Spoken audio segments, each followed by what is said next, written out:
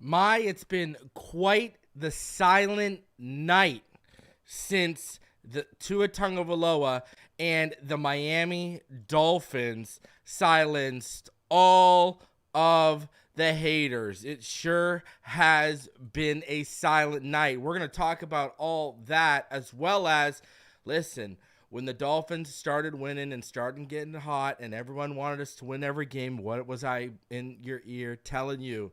It's all about peaking at the right time. And have the Miami Dolphins started to peak at the right time? We're going to talk about all that tonight, as well as we are going to recap Miami's huge win in Week 16 over the Dallas Cowboys. You don't know what time it is. Let's get into it.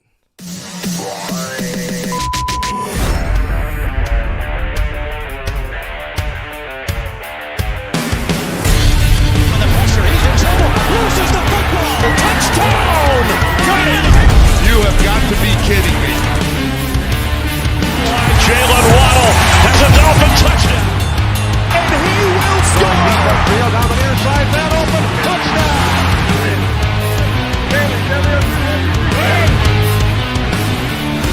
The run from Tua Tagovailoa. Touchdown! He's going deep. He's got it for a touchdown again.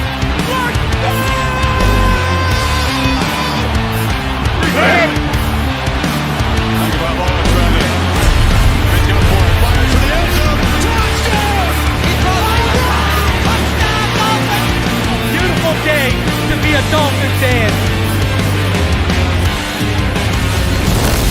Let's go!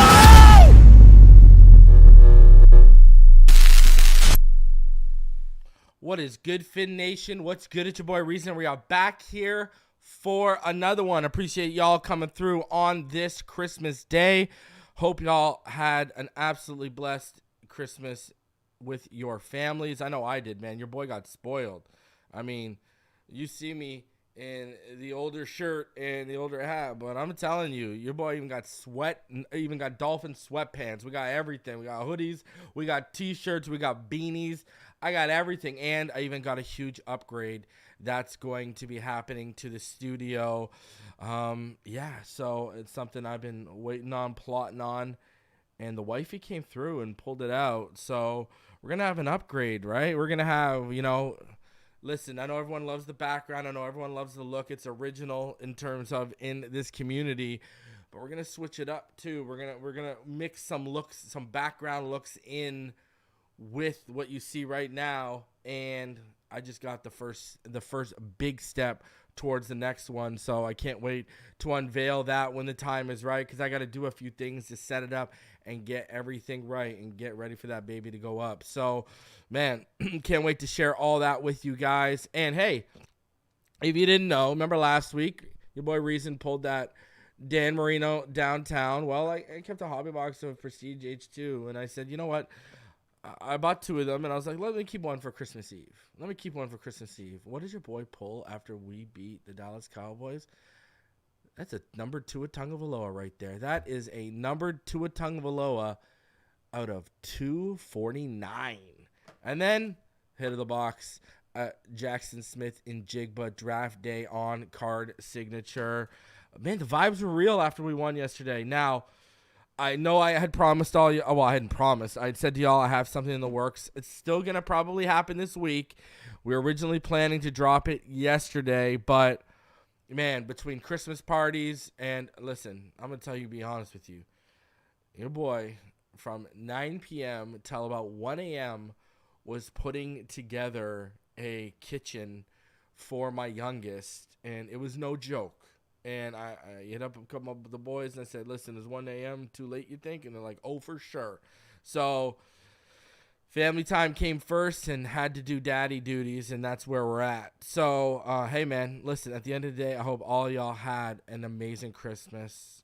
It's the gift that keeps on giving. If y'all haven't seen it, if y'all didn't know, the Kansas City Chiefs, in one of the most pathetic displays I've ever seen, the Kansas City Chiefs just lost.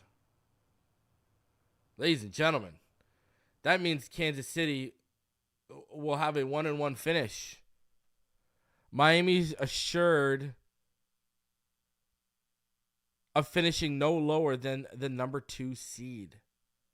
If Miami finishes 1-1 over these final 2 games, we will be no lower than the number 2 seed. Now, the Dolphins can clinch the number 1 seed by winning out, or if we win at Baltimore next week, Baltimore loses at San Fran tonight, and if Cleveland loses to the Jets next week, we clinch the 1 seed without even having to play the Bills. So there you go. If the Ravens lose tonight and the Dolphins beat the Ravens next week, and then the Jets beat the Browns, then the Dolphins clinch the 1 seed without even having to play in the final week. Ladies and gentlemen, how good does it feel to even talk about that scenario after what we've been through? How good does it feel? Ladies and gentlemen, we are 3-1 in December, fresh off a Tua Tagovailoa game-winning drive. How good does that feel? We're going to get into those narratives in a second here, but I'm just saying.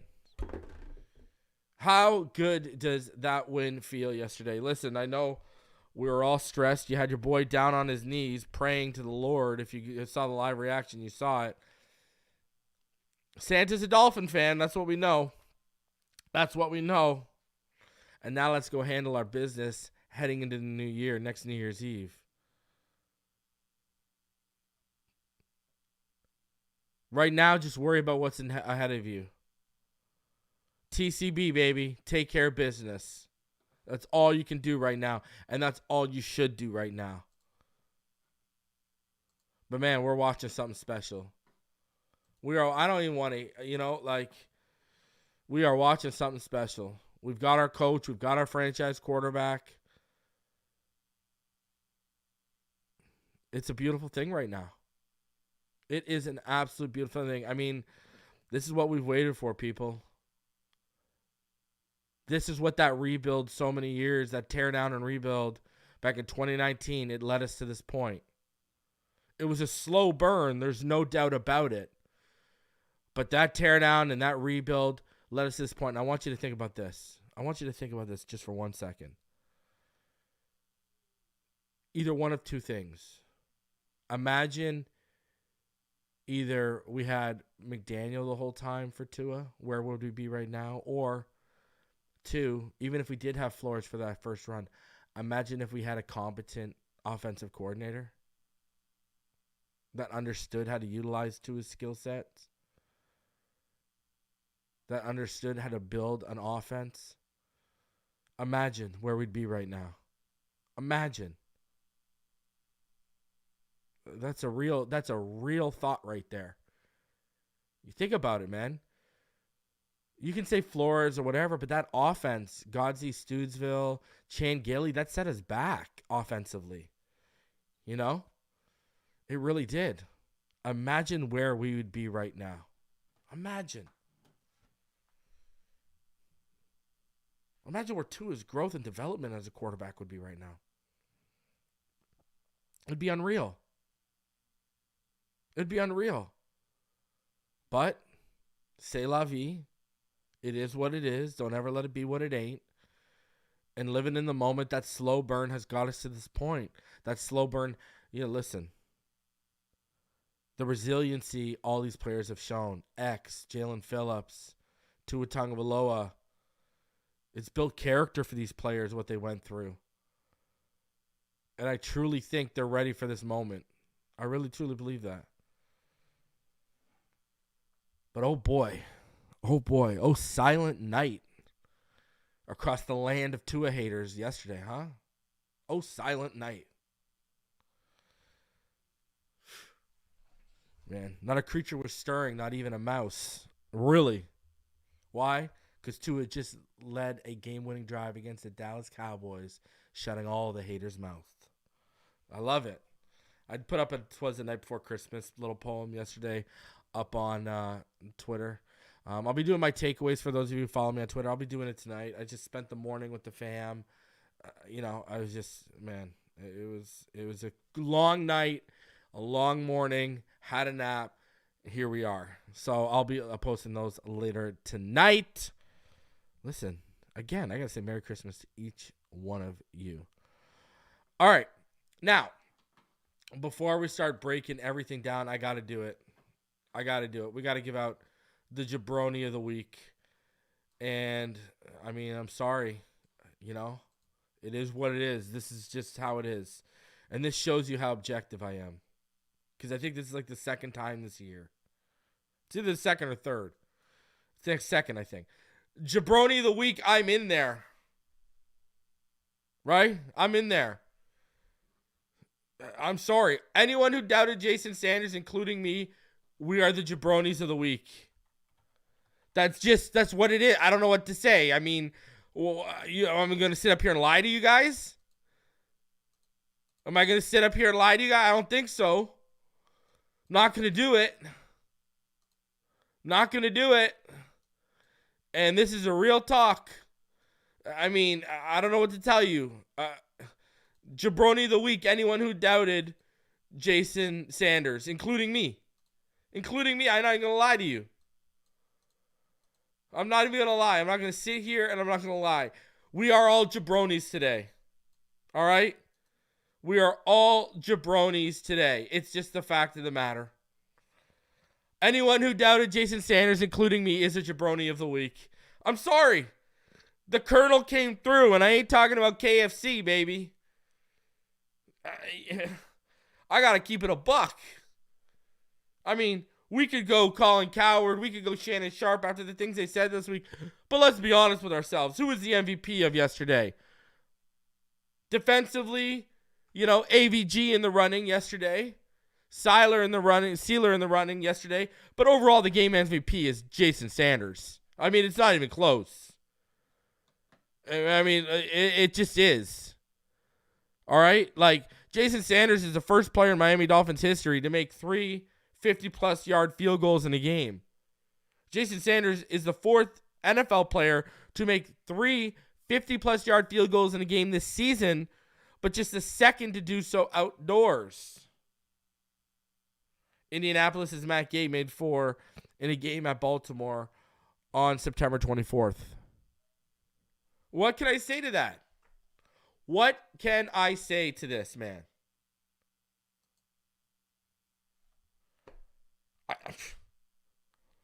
Shout out to Jason Sanders. That's all I can say. That's all I can say to Jason Sanders is shout out to Jason Sanders. I'll wear it. I got no problem being the jabroni of the week when we win. All day. I'll take it every single day. Let's go. Let's go. See, I told y'all. Not only can I make light of it, but I'm happy when I'm wrong. Because when I'm wrong, it's usually positively works out for our team. Now, I've said it before, I'll say it again. It doesn't happen very often. But when it does, somehow we usually even benefit from me being wrong. Well, hey, there you go. Right? I think that was the second one. Wasn't that the second one? I think was Eichenberg the other one? I don't know, but there was another time. I think that's the second time this year I've been jabroni of the week. It is what it is. I'll take it. Patrick says, love that we're winning, but does the offensive red zone scoring issues concern you at all, particularly when we have to pass? I'm blaming it on the O-line, says Patrick Turiano. Shout out to Patrick Turiano. That's his first super donation on a live stream. I appreciate that. Yeah. Because I think it comes down to play calling. I think it comes down to play calling.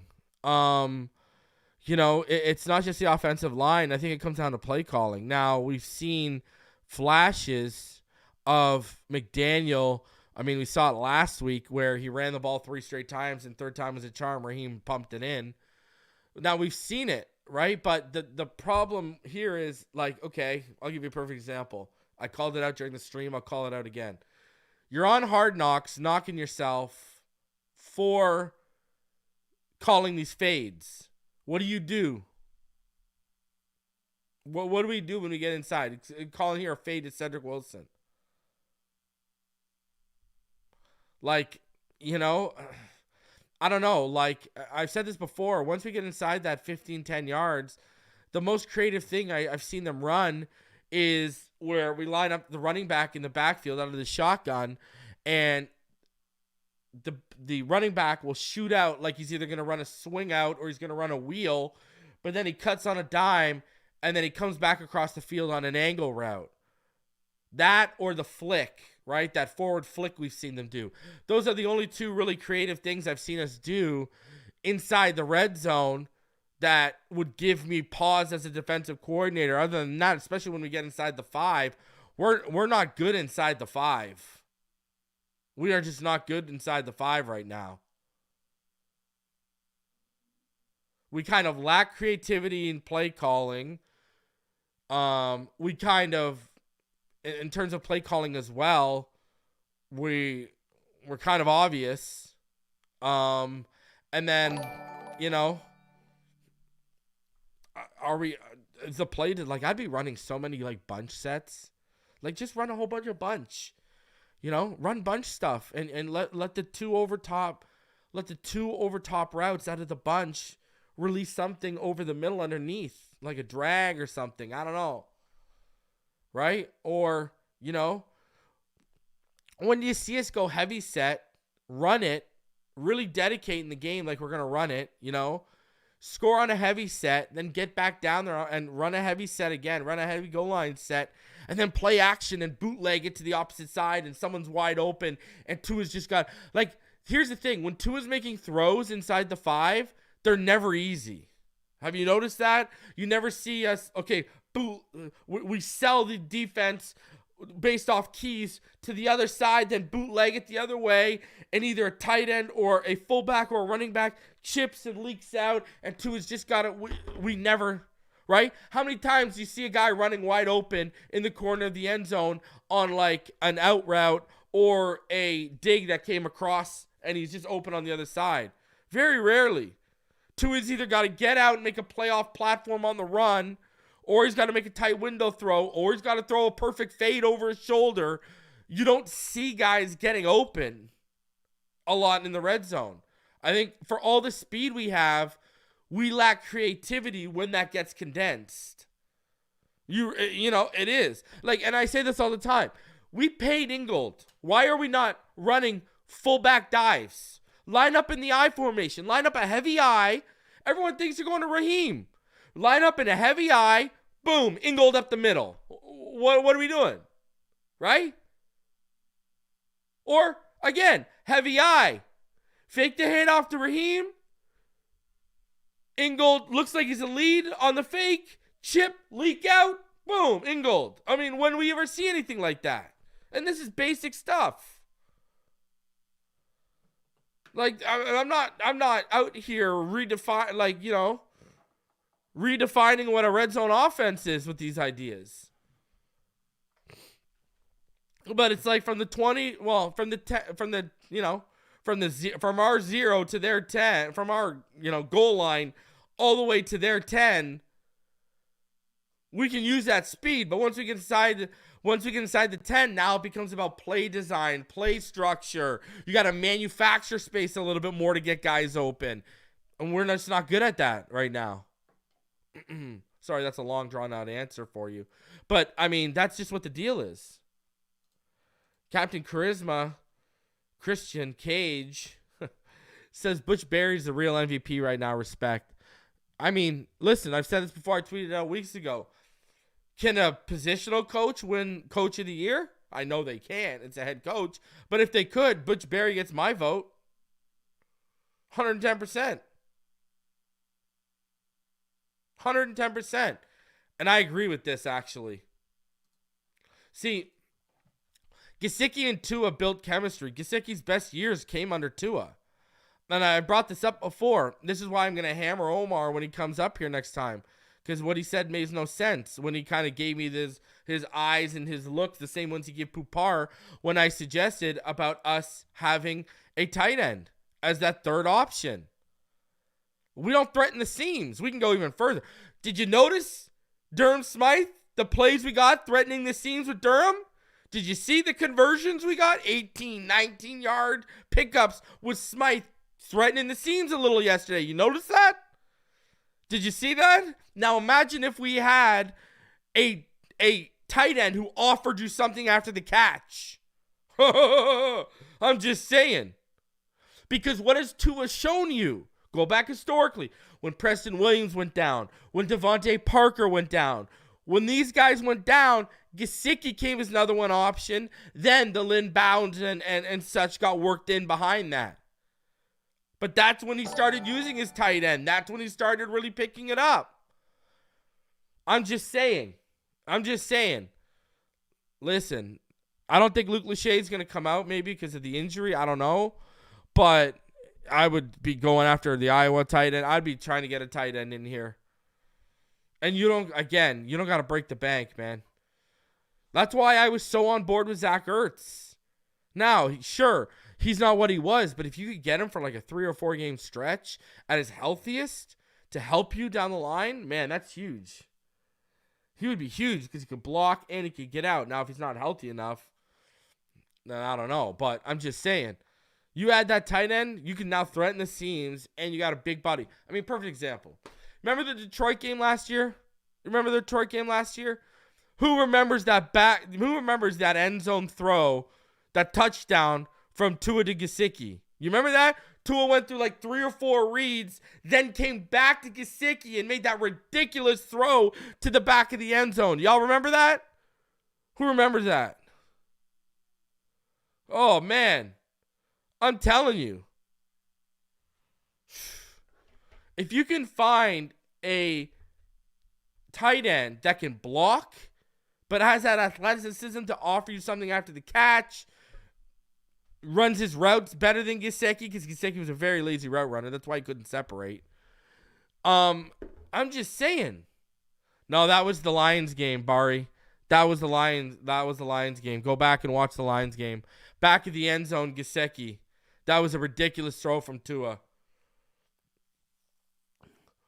You know, hey, I'm down with Chase Claypool. I keep telling y'all, they're cross-training Claypool to learn a lot of the stuff what Izakama is going to do. Man, Brock Bowers, bro, guys, don't get me started. There's no way. Brock Bowers is going top 15. There's no way. We don't stand a chance. If we got Brock Bowers would get a gold jacket in this offense, and I'm not even exaggerating. Brock Bowers would be a gold jacket tight end in this offense. He would be ridiculous. I'm telling you, man. Oof. That would be nasty. If we get a tight end, that'd be nasty. And there's guys, there's Jatavian Sanders, Cade Stover. Again, I don't know if Luke Lachey is going to come out because of the injury, but there's tight ends out there this draft. And boys and girls, if this yacht stuff never happened, imagine if we had Sam Laporta. Oh, please right now. Our offense would be unstoppable. Oh, sit down, Tyreek. It's okay. You can take some days off. All right. Before we get into updates from yesterday and everything, let's talk about this. All right. The Miami Dolphins silenced so many haters yesterday. Look at the narratives. The Miami Dolphins are frauds, right? Tua can't throw the deep ball. 2 50-yard back-to-back. One should have been taken to the house. The other one was for 50 yards. 2 50-plus potential back-to-back dimes from Tua. And we're going to talk about it in a bit here with a segment. We're going to show what Shannon said about it. Said can beat a team over 500. Boom. Tua can't handle the big pressure, the big moments. Well, the offense let the Cowboys stick around, and what happened? We could have punched that ball in if we wanted to yesterday. We could have punched that ball in for 6 if we wanted to.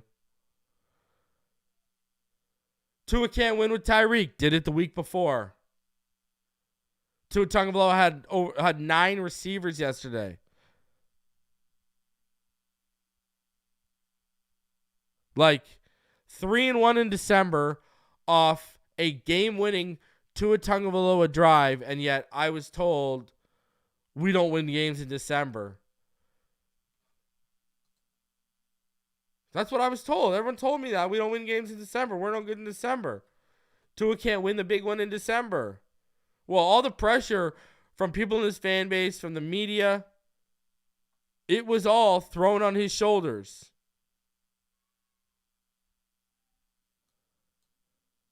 I'm just, just saying. Playoff berth clinched. First seed in the AFC in striking distance. A lot of narratives got killed with one game yesterday. Now, people will try to move those goalposts and push them to the Ravens game. I get it.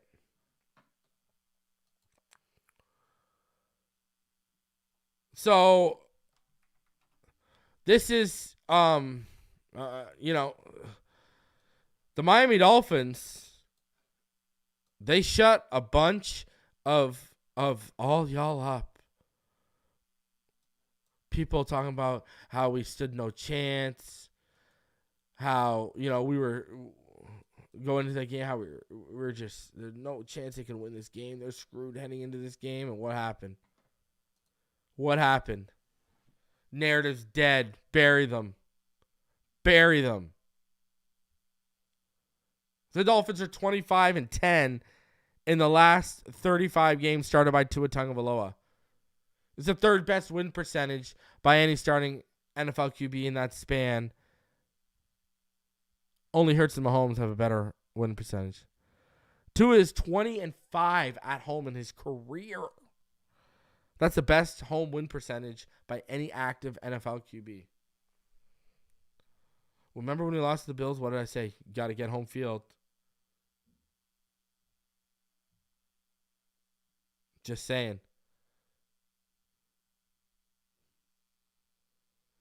The Miami Dolphins silenced a whole bunch of people last night. A whole bunch of people. And it was beautiful to watch. It was so beautiful to watch. I know the relief that was felt across this fan base. Felt like a collective weight came off our collective shoulders. I know exactly how it felt. But we ain't done. What are people going to say when we beat the Ravens this week? Because you know it's coming. You know it's coming, baby. You know we're beating the Ravens. Then what's it going to be? Because it can't be the Bills. We beat the Bills at home last year. Like, what do we have to prove at home last year to the Bills? What do we have to prove at home against the Bills? We beat them last year. And guys, they're killing these narratives without 3 starting offensive linemen, with a banged up receiving corps. Hill's banged up. Waddle's banged up.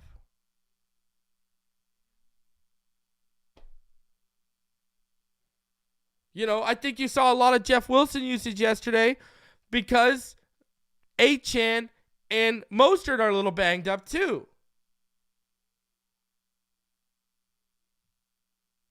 Then you go on the flip side. Defensively, no Jerome Baker. X is banged up. Ramsey, he's 7-8 weeks. He's only been back for 7 or 8 weeks. Raekwon Davis dealt with a fractured wrist for the first month of the season. Like, what they're doing, it makes it even more amazing that we're doing this with the injuries. Makes it even more amazing. And it's even further testament to this coaching staff. Listen, I can have my gripes about McDaniel's play calling all I want. But he was right about Fangio. He's right about Butch Barry. Overall, look at what we've got out of this team with the injuries. The old Dolphins, under Flores, under Gase, under whoever you want to name, we would have been lucky to finish with 9 wins with all the injuries we had this year. Who are we lying to right now? The old Dolphins would have folded yesterday when they got down 20-19. It would have been a wrap. Same thing with that Panthers game earlier this year when we got down 14-0. the old Dolphins would have done one or two things. They would have either lost or they would have played down to the Panthers' level and barely beat the Panthers. Instead, they blew them out.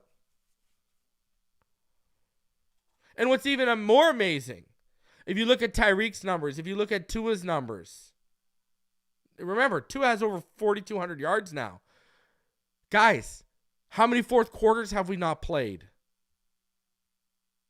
How many fourth quarters have Tua and Tyreek in the offense been out? Tyreek would have passed 2,000.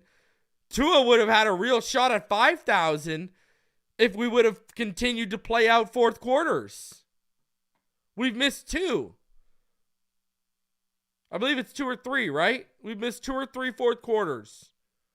That's like a potential another 100, 150 yards for Tyreek minimum.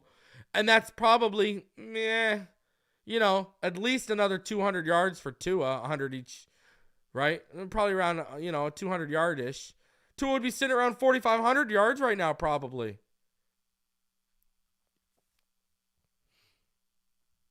Just saying. Think of how much more this could be. And that leads us into this. Again, before we get into it, I said it before, I'll say it again. When everyone was wanting us, when everyone was flipping out over us losing a game early in the season, when everyone was losing their minds, and I kept saying, I don't want to win everything right now. I want this team to start peaking. I said week 14. I was off by a week because we beat the Jets in 15 and then now 16. So I guess a week, whatever. Fangio, I said give us till week 8 when people were saying the defense sucks, and I was dead on with that. It's like a week off with the peaking potentially. Have the Miami Dolphins peaked at the potentially perfect time for a playoff run? If we beat the Ravens, I'm saying yes. This is what it's about, peaking at the perfect time. Look at where we are right now. All right, we're allowing, as a defense, we're allowing 20.9 points per game. That's like 13th best in the NFL. But check this out. This is where it gets good, though. All right. If you look at the Miami Dolphins, they have the fifth best run defense right now. They're allowing 90.6 yards per game. The Miami Dolphins, on the flip side, they have the 10th best passing defense. They're allowing about 205.7 yards per game. In terms of total defense, though, the Miami Dolphins have the 5th best total defense. They're allowing 296.5 yards per game right now. Offensively, the Miami Dolphins, they are averaging 30.9 points per game. That's the best in the NFL. Guess what? The Dolphins have scored 463 points this season. Number 2 was the Cowboys. The Cowboys are now 12 points behind. They've scored 451. Number 3, San Fran. San Fran's only scored 425 points. We scored almost 40 more points than San Fran this year. In terms of rush yards per game, we've dropped to 5th because of the last 2 games. We're now averaging about 136.4 yards per game.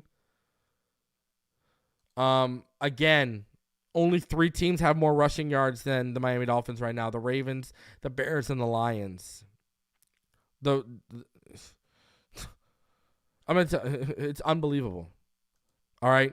Dolphins, they are leading the NFL in pass yards per game, 275.1. Number 2 is the 49ers at 262.6. And when you look at yards per game, the Dolphins, again, leading in yards per game throughout the NFL, 411.5 yards per game. Second closest, the 49ers at 402.6 yards per game. Oh, the Dolphins are peaking, baby. Woo! Oh, baby. Oh, baby. Look at Bradley Chubb. Bradley Chubb has 11 sacks. That's more than any Dolphin than Cam Wake in 2017. Come on. Come on. Check this out. You want to hear something better about this season? For the first time in Dolphins history, all right? First time ever in Dolphins history, the Miami Dolphins have a 4,000-yard pass rusher, Tua, a 1,000-yard rusher, Raheem the Dream, and 2 1,000-yard receivers in Jaylen Waddle as well as Tyreek Hill. First time in NFL, first time in franchise history. First time. Remember, Jaylen Waddle, first Dolphin to start his career here with 3 back-to-back 1,000-yard seasons. Cheetah has over 100 receptions this season. He joins Jarvis Landry as the only players in Dolphins history to have 100-plus receptions in multiple seasons. Check this one out. The Dolphins had 4 sacks yesterday, remember? The Dolphins this year broke the franchise record for the most sacks in the season. It used to be 49. We had 49 in 83 and 2005. The Dolphins are at like 51 right now, and we still got 2 games left. I stand by my statement. This Fangio defense is better than anything Flores or Boyer fielded. I don't want to hear any different. Mike McDaniel found a better defensive guru. And he did not even build this defense in his image.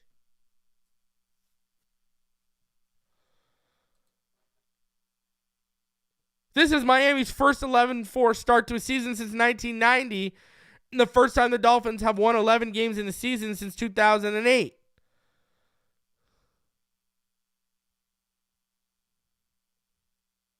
Unbelievable.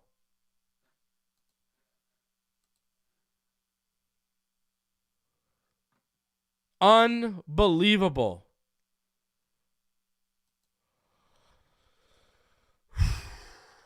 Huge. This team is peaking right now, baby. I'll throw you one better. Ready for this one?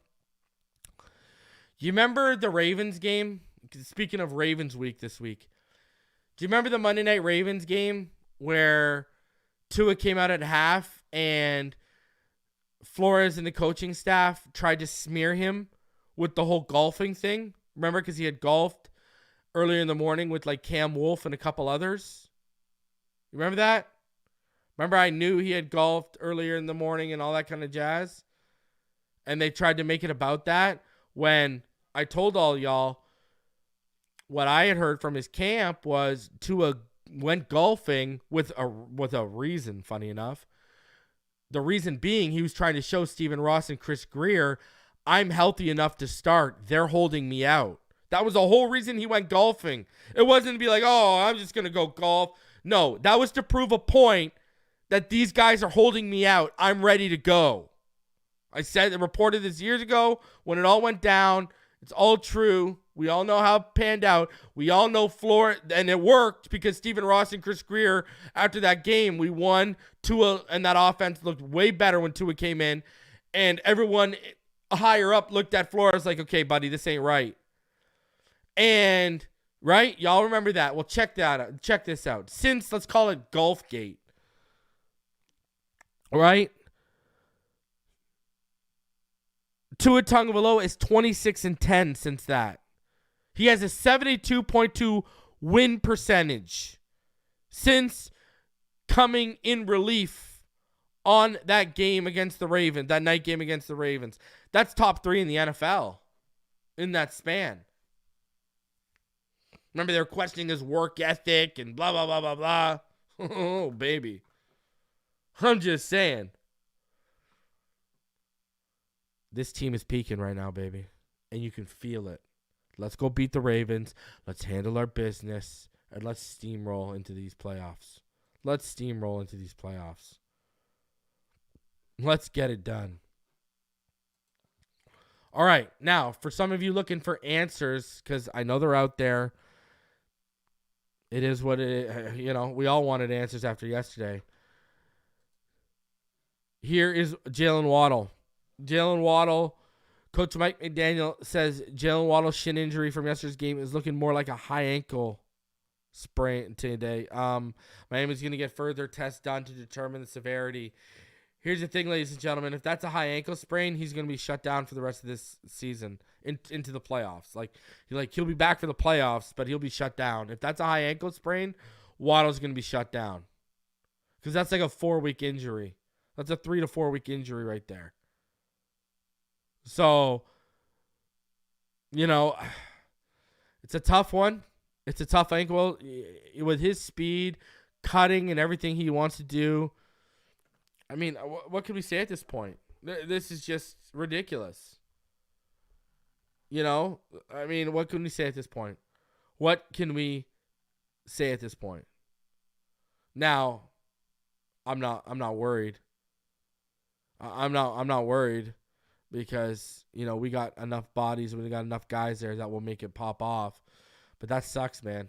That's a big loss. So, looking like a high ankle sprain right now for Jaylen Waddle. If the tests come back and confirm that, you can bet your bottom dollar he's not going to be playing against the Ravens or the Bills. I'm going to be honest with you too, man. I kind of want us to have to play against the Bills now that I think about it. I don't want too many weeks off here. You know what I mean? I don't want too many weeks off. So we'll see what happens. We will see what. Now, on the flip side, we could use all the weeks off for the injuries, huh? And I get that. I get that 110%. 110%, I get that. So that's the deal. Jaylen Waddle, it's looking like it's high ankle right now. So, we'll keep you posted as the week progresses and as we find out more. And hopefully Robbie Chosen can clear concussion protocol. Because we're going to need you. And hopefully Chase Claypool can continue to get acclimated into this offense. Let's get into the snap counts for all of you guys. Let's start off with the offensive snap counts for you guys. And let me just bring this up here. So, when we look at this here, I mean, hey, you got Kendall Lamb starting in place of Austin Jackson, who is active. Cotton, there's your offensive line. Durham Smythe, clear, tight end 1. Cedric Wilson stepping into that wide receiver 2 role with Waddle out, right? So with Waddle out, needed someone to step up. It ended up being Cedric Wilson. So, hey, got to appreciate that. Tyreek, though, look at Tyreek. Tyreek getting back to a somewhat normal workload, right? 85% of the snaps. Surprisingly, look at that. Devon Achane got more snaps than Mostert after Mostert banged up potentially that could have been his ankle as well, right? And then you see Alec Ingold getting some snaps in there. Jeff Wilson getting his most snap usage of the season with 15. So that's good to see. Now, when we flip over to the defensive snaps and special team snaps here, look at this. Melvin Ingram had 21 snaps in his debut, thrown right into the fire. Love it. Brandon Jones, Deshaun Elliott handling basically all of the safety work. Duke Riley getting 100% of the snaps really has taken on Jerome Baker's snap count, right? Like he's really taking those on. Really taking them on. So, I mean, more snaps than David Long. So, shout out to him, man. Shout out to him doing the damn thing. Ethan Bonner, there you go. 13 special team snaps for all you wondering if you're going to see him yesterday. 13 special team snaps. Same with Chris Brooks as well. So there you go. Chris Brooks getting some special teams work, as is Ethan Bonner. Those are your offensive and defensive snaps for the Miami Dolphins in Week 16. Let's head on over to the PFF grades, and let's check them out. So offensively, Tyreek Hill and Terron Armstead topped the offense for you guys at 80.7 grades. Robbie Chosen had a 77.1. Robert Jones had a 77. Cedric Wilson Jr. had a 74.2. Raheem Mostert had a 73.7. Durham Smythe had a 70.5. Devon A. Chan had a 70.2. Jeff Wilson, 68.8. And Tua had a 66.8. Now, your worst graded guys were Julian Hill had a 33.1. Lester Cotton had a 34.9. Liam Eichenberg had a 41.6. Barrios had a 45.6. And Kendall Lamb had a 50.6, rounding out the bottom 5 graded Dolphins on your offense. Now, Tua, they had him 1 for 4 on deep balls of 20-plus yards. At the intermediate level, they had him 7 for 12. Short level, they had him 12 for 16. And then behind the line of scrimmage, a cool 4 for 4. When Tua was kept clean, they had him 21 of 27 for 242 yards and a touchdown. So average depth of target was 8.4. His adjusted completion percentage, it doesn't change. It stays at 77.8. And his time to throw when he was kept clean was 1.83 seconds. So Tua masking the offensive line a little bit, right? Masking that offensive line a little bit, getting it out in 1.83 seconds. Had a 116.4 passer rating when he was kept clean. Now, under pressure, Tua was 3 for 10 under pressure. 51 yards. Had a drop. His adjusted completion percentage adjusts to about 44.4%. His time to throw was 2.68 seconds. His NFL passer rating dropped to 48.3 when he was under pressure. And clearly, he still was shredding the blitz yesterday. They didn't blitz him very often, and obviously they didn't because he's one of the best in the NFL against the blitz. So they only blitzed him 6 times, according to PFF. But we'll know when we watch the tape back, right? So, blocking-wise, the Dolphins, they allowed 10 pressures yesterday. So you had Kendall Lamb allowed 3. Robert Jones, Lester Cotton, and Liam Eichenberg all allowed 2. And then 1 was charged to Durham Smythe. So, Terron Armstead was the only one who did not allow a pressure yesterday. So, there you go. Allowed 2 sacks, and 2 hits, and 6 hurries for a total of 10 pressures allowed by the offensive line. Now, defensively, your top graded guy was Andy Van Ginkel at a 91.7. Zach Sealer came in at an 85.4. David Long came in at a 74.6. Raekwon was at a 71.9. Cameron Good with a 71.6. Bradley Chubb with a 69.1. Duke Riley with a 68.6. Melvin Ingram with a 68.4. Brandon Jones with a 67.1. And Jalen Ramsey rounding out the top 10 at a 65.3. Your bottom 5, Nick Needham had a 26.6. Deshaun Elliott had a 42.8.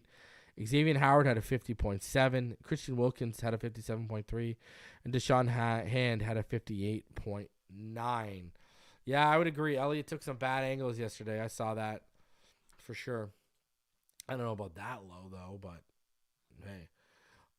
Now, when you look at the coverage matchups, all right, Xavier Howard targeted 7 times, allowed 77 yards on 4 receptions, 2 first downs, and Peyton Hendershot had a drop. Duke Riley targeted 4 times, allowed 4 receptions for 42 yards and 2 first downs. Kader Kohu targeted 3 times, allowed 2 receptions for 26 yards and a first down. Jalen Ramsey targeted 3 times, allowed 3 receptions for 20 yards, a first down, and the touchdown to Brandon Cooks. David Long targeted 3 times, allowed 1 reception for a first down. That was only 7 yards. Andrew Van Ginkel targeted twice in coverage, allowed 1 reception for 6 yards to Brandon Cooks. Brandon Jones allowed 2 receptions on 2 targets for 16 yards. Deshaun Elliott targeted twice, allowed 1 reception for a touchdown, and 49 to CeeDee Lamb.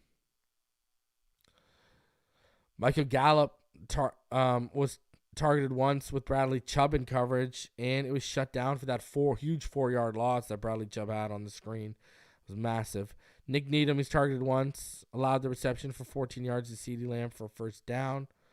So, I mean, you look at CeeDee. CeeDee was targeted 10 times, allowed 6 receptions, had 6 receptions, 118 yards. So, wasn't targeted when Ramsey was on him, though. Look at that. No targets when Ramsey was on him. And most of that yardage he had like over 100 of those yards came in the first half. He was shut down in that second half. Absolutely shut down. So those are your PFF grades.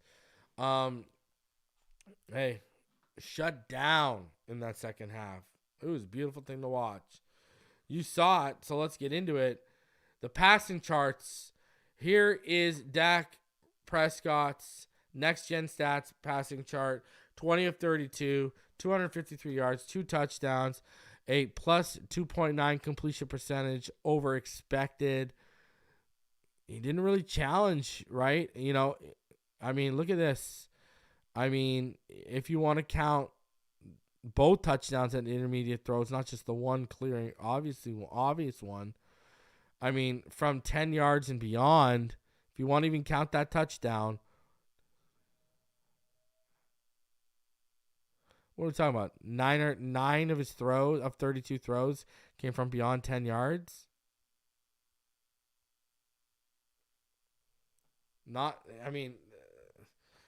Dak was not challenging, and you notice him holding the ball when we took away that first read. Remember, I showed you all the stats that he's a legitimate first read merchant when you look at the analytics. And they took, especially when you take away CeeDee, his blanket, he looked like, what do I do? What do I do? Right? Now, Tua, on the flip side, 24 of 37, 293 yards, a touchdown, a minus 5.2% completion percentage over expected. Now, when you look at throws beyond 10 yards, though, right? I mean, he's at, what is that? He is at, 15? 15 of his, so a quarter of his passes, a third of his passes, I apologize. A third of Tua's throws were from 10 yards and beyond, right? Dak didn't even reach that. So, but, hey, Tua was slicing and dicing, taking what the defense giving him. I can't wait to break down that film. We'll be live tomorrow on Boxing Day to break down that film for you. But Tua was doing his damn thing. Love it. Absolutely love it, man. Huge. So when we dive deeper into the next gen stats, see Dak Prescott had longest completed air distance was 54.8 yards. Tua 53.1. Fastest ball carrier was Brandon Cooks for Dallas at 20.27 miles per hour. Jaylen Waddle reached 21.03 miles per hour on his 50-yard gain. Fastest sack was Armstrong for the Cowboys at 3.5 seconds and Sealer for the Dolphins at 3.3 seconds. Now, when you look at their passing charts, now, remember, if you go over to the PFF one we just went over, right? PFF, they had Tua 0 for 3 to the left and 1 for 1 to the right. Well, Next Gen has him 0 for 2 to the deep left and 1 for 1 to the right. On the intermediate level, they have Tua 3 for 5 to the left, 2 for 4 to the middle, and 2 for 3 to the right. Just for comparison, PFF, they had him 1 for 3 to the left intermediate, 6 for 8 to the middle intermediate, and 0 for 1 to the right intermediate. So way off there, right? Way off. Short level, Tua, they have him 3 for 5 to the left, 3 for 3 to the middle, 6 for 9 to the right. Again, PFF, they had him 2 for 3 to the left, 6 for 6 to the middle, and 4 for 7 to the right. And continuing on, you had line of scrimmage behind it. Tua was a perfect 4 for 4. Now Dak, look at that. Look at Dak. Only 8 throws out of his 32 were beyond the 10-yard line. So a quarter of his throws. Tua had a third of his throws. This guy had a quarter. Tua was pushing the ball more than Dak, man. Now, rushing. Not much going on for them. Dak Prescott was probably the most effective runner, to be honest with you. Not much going on for them. Raheem found a little bit of success running to those A and B gaps on the right side. Not much off the edge for either. Even Achane found most of his success running to the A and B gaps to the right. Jeff Wilson, he found the most success really off the edges, let's be honest. And even he found success running to those A and B gaps. Man, I'm telling you, with Hankins out, we should have been running up the gut more. I'm surprised we were not running up that gut way more with Hankins out yesterday. You look at the average receiver separation, it's about 2.95 yards around the league. Michael Gallup was at 1.53. CeeDee Lamb was at 0. Tolbert was at 1.19. Ferguson at 2.26. And Cooks was at 0.61. On the flip side, look at us. Chosen at 2.38. Hill was at 3.14. Smythe at 4.51. Waddle at 2.77. And Cedric Wilson at 2.48. So Hill and Smythe shattered it, while Waddle was just under it, and Wilson and Chosen were under it. But look at the shutdown, lockdown, the lack of separation we were allowing in our secondary. Look at Lamb, 0 yards. Now, they obviously screwed that up. That's why it says that. They haven't updated that. Now, Micah Parsons. The average separation from a quarterback, league average is about 4.54 yards. Micah Parsons was at 3.17. All right. Osa, I'm not even going to butcher his last name, was about 4.44 seconds. All right. Armstrong, he was at 4.7, and Dexter Lawrence was at 4.97. Van Ginkel at 3.58. Bradley Chubb at 4.64. Wilkins at 5, and Sealer at 5. So we only had one guy below it. And Chubb was just beyond it. So, man, what a tight game when you dive into the next-gen stats, huh? What a tight game. And guess what? Big December win.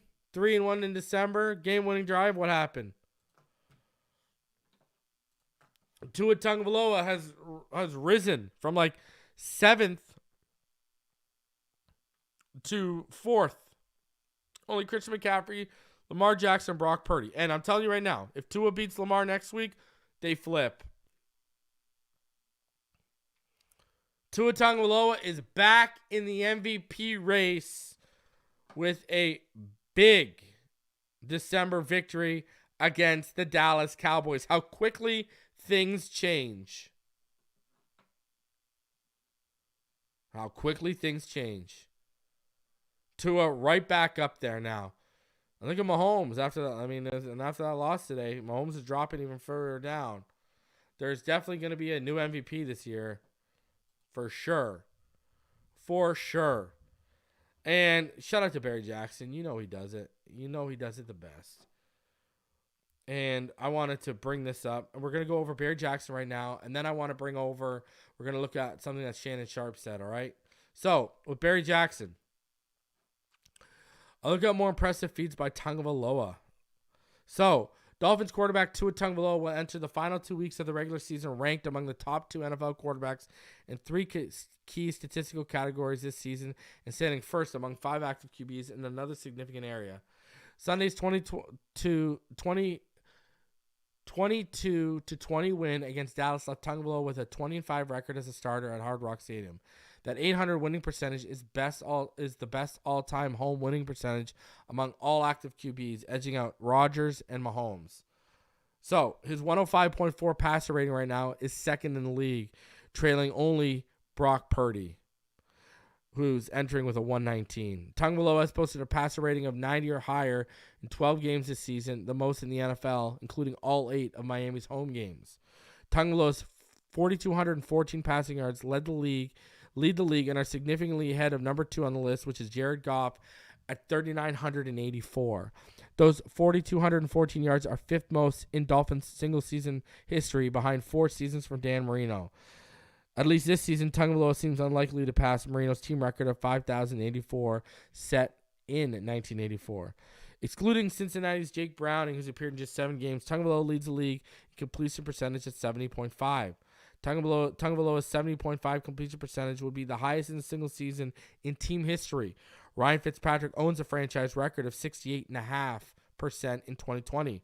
Tagovailoa's 4 straight games without an interception are tied for the 4th longest streak in team history and one short of the record held by Tagovailoa twice and Jay Fiedler once. I've said, look at that. Not only are we 3-1 in December, Tua hasn't thrown an interception. He's taking care of the ball.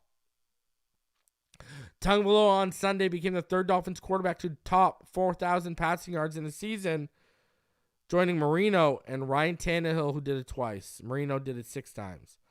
Sunday's win marked the 8th game winning drive of Tagovailoa's career and his 6th fourth quarter comeback. Huge. Here's some notes to go around. Raheem Mostert was limited to 19 of the Dolphins' 16 offensive snaps, and that was because of the shin injury. But afterward, he did say he was fine. Mostert, who has 1,012 rushing yards, is the first Dolphins player since Jay Ajayi in 2016 to rush for 1,000 yards in a season.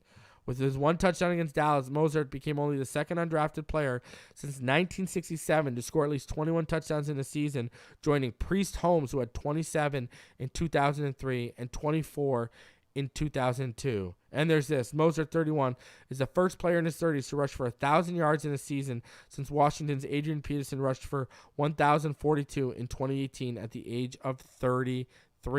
He's also the 2nd oldest player in NFL history to rush for 1,000 yards for the first time in his career. The only player who was older was Pittsburgh's John Henry Johnson, who topped 1,000 rushing yards for the first time in his career in 1962 at the age of 33. Devon Achane led the Dolphins running backs in offensive snaps with 36. So, man, you look at those factoids. Look at the season Tua and Mostert are having. Absolutely huge. Massive stuff. Unbelievable. Woo!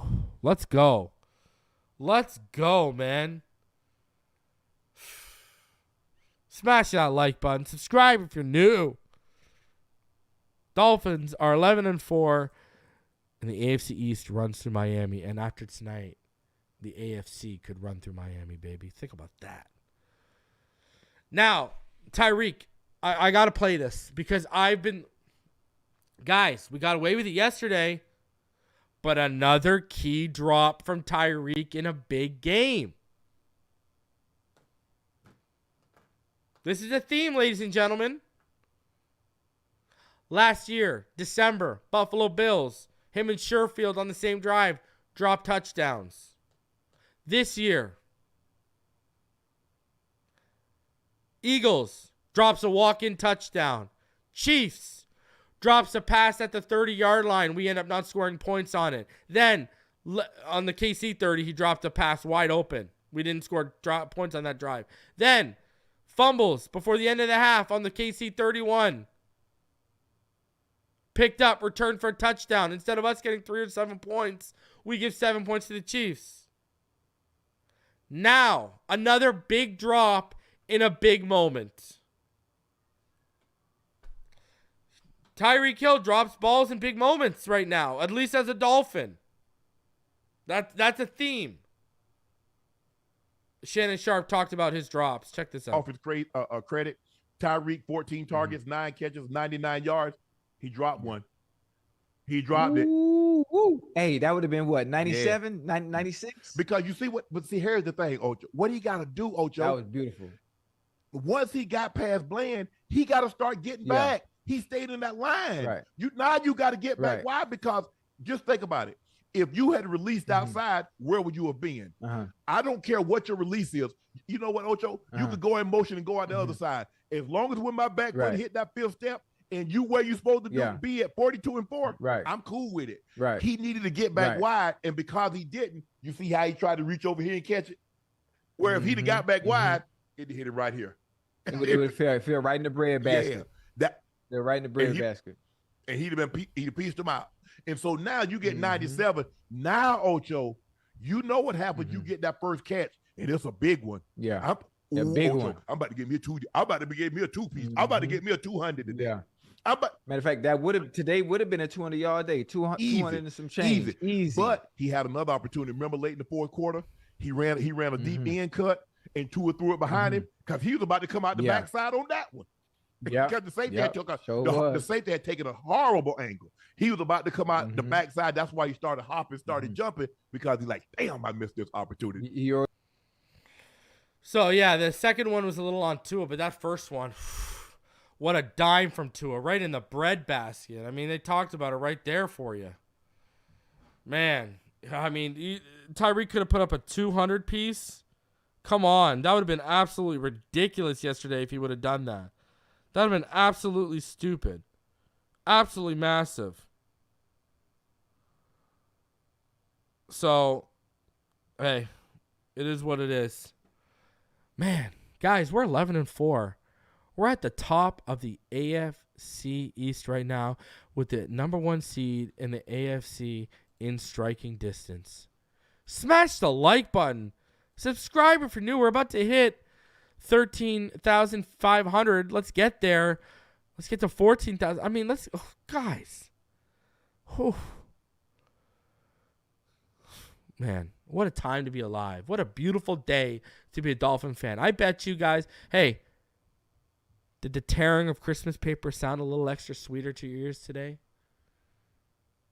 Did the sun sparkle a little extra brighter on your face today? Unbelievable, man. And now what do we got? The Baltimore Ravens this week. And I think those Ravens are losing tonight. I don't care what anyone tells me. I don't see them beating San Fran. In San Fran. And then what do we got? We got the Ravens on a short week. Right? They're not going to get home till Tuesday. And then they got to turn around and they got to handle us. You know what's going to be beautiful? Watching everyone else collapse around us. Chiefs collapse. We almost saw the Bills collapse. And after what the Patriots did, like I said earlier in the week, after what we saw the Patriots do yesterday, don't think that Patriots team cannot beat the Bills this week. That's an upset to watch. I'm telling you. That's an upset to watch. 110%.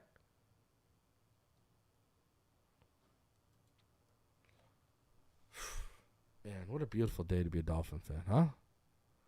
What a beautiful day. I just can't get over it. Oh, man. Oh, baby. You damn right, Rome. He said Nick Wright begging for Tyreek to come back. Mahomes is begging for Reek to come back right now. Taylor Swift looked like she was going to cry today.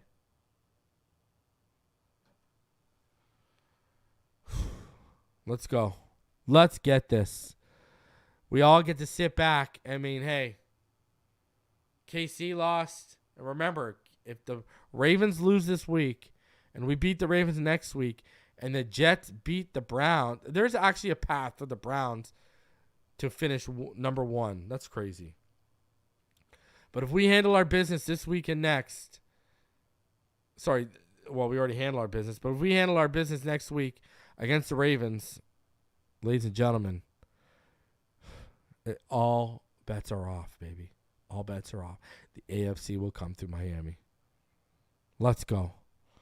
I mean, what a beautiful weekend this could be, right? Ringing the New Year's with a Ravens win and the Bills losing to the Patriots and the Jets beating the Browns.